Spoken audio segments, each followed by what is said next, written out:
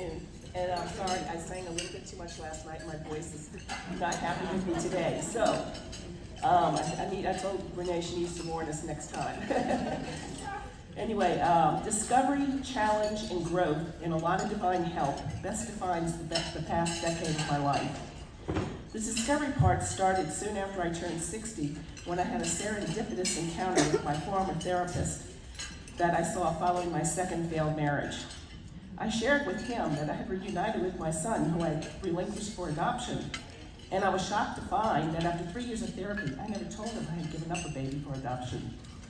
You have to understand, my pregnancy occurred at a time when you were sent away, so no one would learn of your transgression. And I buried my secret deep inside so no one could find out. But secrets keep you from being your true self.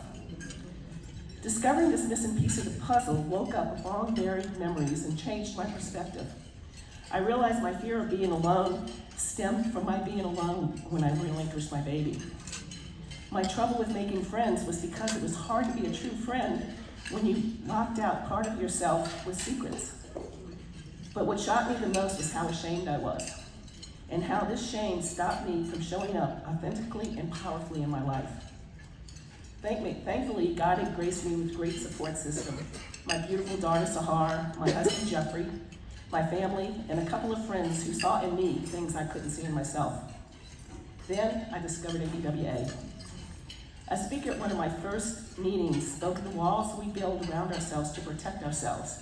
I felt my walls choking me. Through NWLC, I found resources to help tear those walls down. The more involved I became, the more friendships I developed.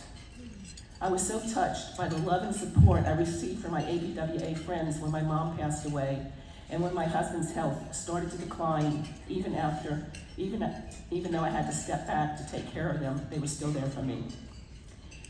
Jeffrey passed in 2019, and I felt so lost.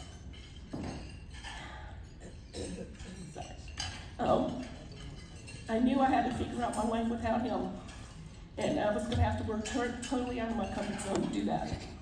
Then COVID hit, and my family wasn't far, and I was stuck home, all alone. So I immersed myself into everything with NWLC to cope. When Cindy Osmer asked me to be president-elect, I was surprised and terrified. My brain was foggy with grief and full of imposter syndrome. However, God winks and encouragement from my NWLC family showed me that this was my path, and I could hear my husband say, "You got this, Barb."